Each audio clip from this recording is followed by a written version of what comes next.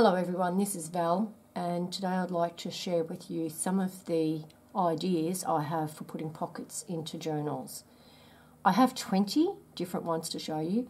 It would make too long of a video, so I've split it into two, and there will be 10 on each. The very first one is the little corner pocket, and I've made these out of cardstock, and just by cutting a square of paper it's about 3.5 inches by 3.5 inches or 9 centimetre square, and then I just cut them on the diagonal to make two.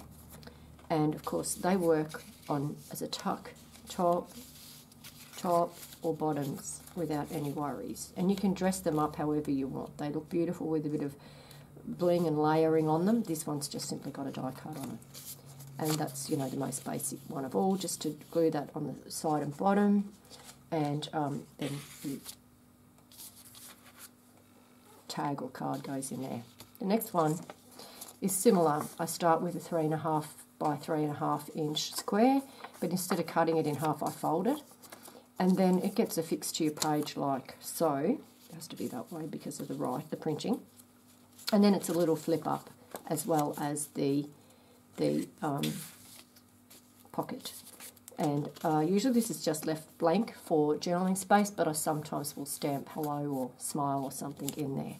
And again, depending on the shape of your pattern, it can go on any corner at all. The third one I use is using my dies to cut the decorative edges to the shapes, and I have several to choose from with those.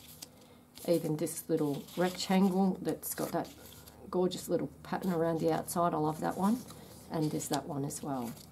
But if you don't have dies, not to worry, because you can just do some freeform kind of cutting. And here I've just followed the line of the pattern and made like a little crazy shape of my own. But even just to cut a little rectangle makes a decent kind of pocket, and you'll see that that works fine to just stick your card or whatever behind. Now you can seal, glue or stitch the three sides here, but often leave this one open just to make it easier to get that out without damaging your paper or your cardstock. The next one is tearing, and I often will just tear the edges because that's got a unique look all of its own. And there's a couple of versions of that, and I've just got the basic shape I wanted and then torn the edge. The only thing to be aware of with there is that you want to tear towards you so you get that rough edge showing on the side that you want to display, because the other side doesn't have that effect. And then I just ink that, and that's all I do there. And of course that's glued on the side and bottom only, this side and the bottom, and then there's a nice little spot there. The next one I sometimes will use is using all the elements of those to layer up. And so you might start with, that one's a bit too big, but you might start with something like that, and then put one of your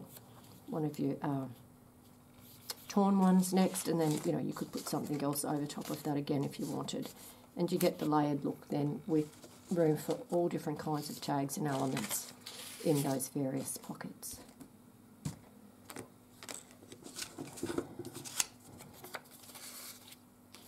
Something like that. Now, of course, you can also use these ones like that, and with this one, I actually love the look of this with them on opposite sides. So you can have something in this tag pocket and something in this little pocket here, like so. So that's layering, and that looks very effective as well. The next one I often use is the lace panels, and it's simply a matter of stitching or gluing your lace on three sides so that you've got your tuck spot, your pocket at the top.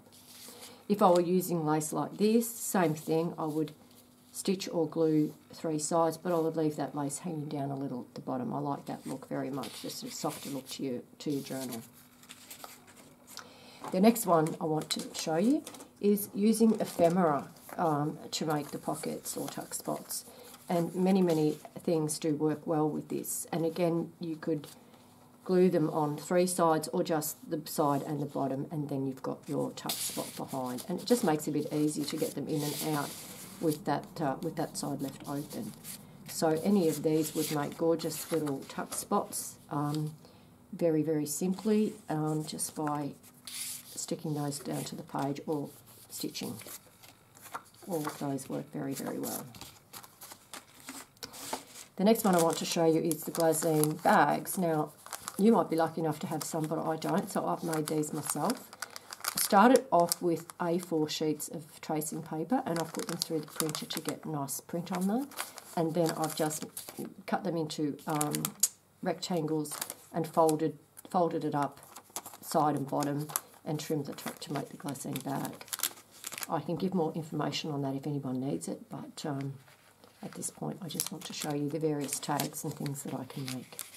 Sorry, the pockets that I make. And again, you've got the tuck spot behind as well. So that's glassine bags.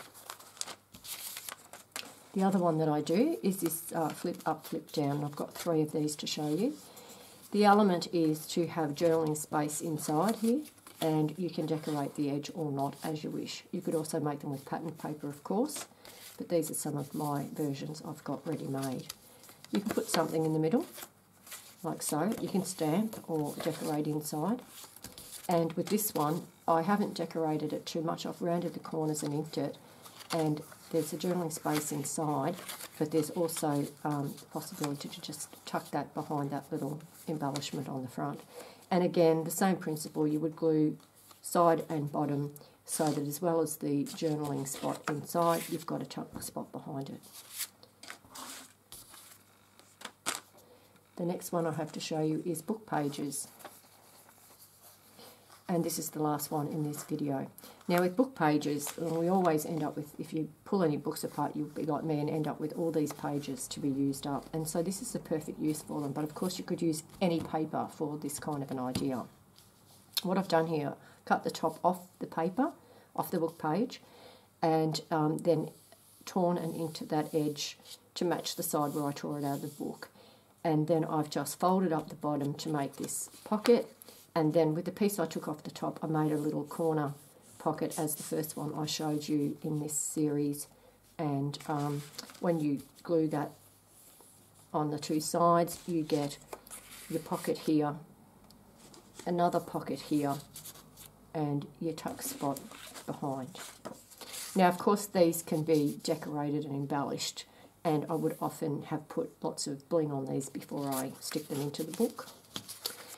Another one you can do with a similar thing is to take a couple of pages and fold them at different levels and then just nest them one inside the other. Again, you could decorate them, you know, lace or pretty paper or strips of paper, even washi tape looks great on this. And then when you glue those sides onto your page, you end up with several tuck spots here with using those 2 layers of book page. You've got your tuck spot at the back, you've got a pocket there, there and there. And so that's a good way to use up all those book pages that, that we seem to accumulate over time.